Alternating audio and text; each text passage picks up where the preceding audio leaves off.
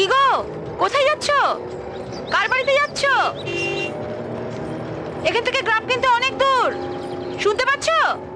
তাড়াতাড়ি গাড়িতে উঠে এসো, দাদা নামিয়ে দেবে। আরে বোবা বোধহয়, কানে কালা। আমি বোবাও নই, কালাও নই। শুনতে পাচ্ছ গলা? কাঁসার ঘন্টার চেয়েও জোরে। বাবা, এটা ওরা 440 বল না? তো উত্তরটা প্রথমে দিয়ে দিলেই হতো। আমি অচেনা অজানা লোকেদের সঙ্গে রাস্তায় কথা বলি না। বাবা, এটা দারুণ পলিসি। আরে বাবা, কথা বলতে হবে না, গাড়িতে উঠে এসো। আমি অজানা লোকদের গাড়িতে উঠি না। অজানা নয়, আমার দাদা, তোমার দাদা, কিন্তু আমার কাছে তো অজানা। এটাও দারুণ পলিসি। দেখো, এখান থেকে গ্রাম কিন্তু অনেক দূর, অনেকটা পথ হাঁটতে হবে। আমার জন্য অত ভাবতে হবে না। এখানকার লোকগুলো তো বড্ড গায়ে পড়া। থাক থাক, ওকে যেতে দে। সামনেই শুক্লালের বাগান। গুন্ডা, মাস্তান, বদমাইশ, মদের ঠিক কি নেই। কদিন আগেই একটা মেয়েকে ধরে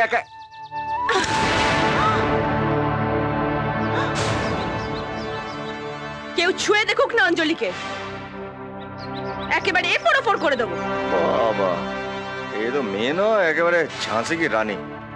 থাক, ওকে যেতে দে, আমরাও যাই। একটু পরেই বুঝতে পারবে।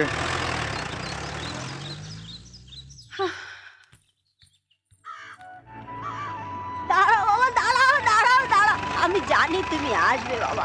আমার একটা কাজ করে দাও না বাবা। আমার এক আত্মীয় এসছে, ও একটু হাটে যাবে, একটু কেনাকাটা করবে। তোমরা যদি হাটে ওকে একটু পৌঁছে দাও, তাহলে আমি নিশ্চিন্তি হব।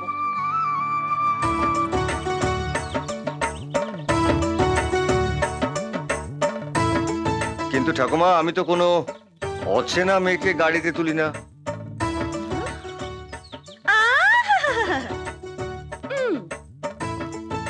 অচেনা কেউ নয়, ও আমার নাতনি, ওকে তুমি নিয়ে যাও। ঠাকুমা, তোমার নাতনি ঠিক আছে, কিন্তু আমাদের কাছে তো আছে না। না না, ওকে আমরা আমাদের গাড়িতে তুলতে পারবো না।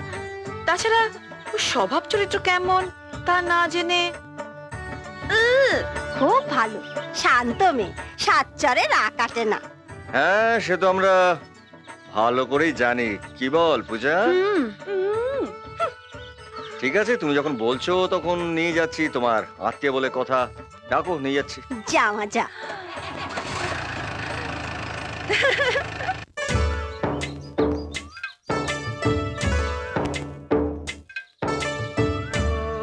আচ্ছা, তুমি তখন থেকে ওরকম ভাবে চুপচাপ মুখ গোমরা করে বসে আছো কেন? কি করব? ইয়াং মেয়ে হাসবে, খেলবে, মজা করবে, এটাই তো জীবন। তা নয় বাচ্চার মতো মুখ করে বসে আছে।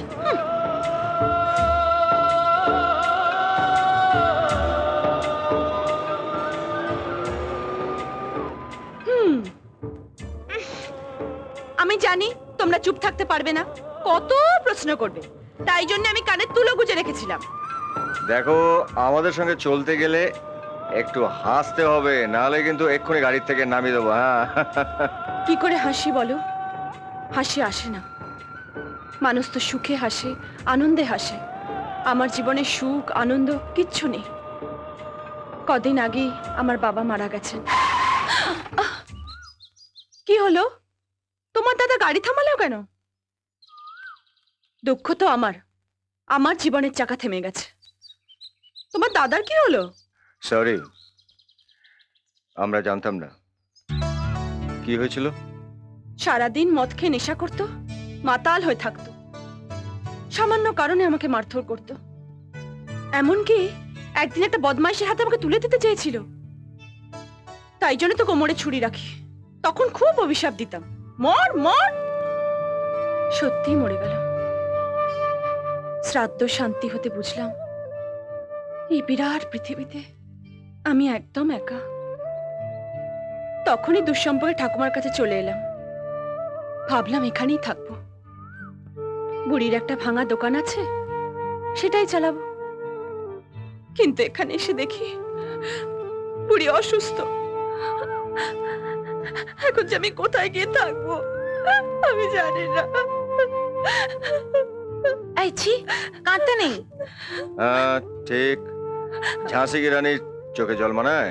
আর তাছাড়া আমরা তো আছি, আমরা তোমার ঠাকুমাকেও দেখবো আর তাছাড়া তার নাতনিকেও দেখবো, কি বল? হ্যাঁ চল।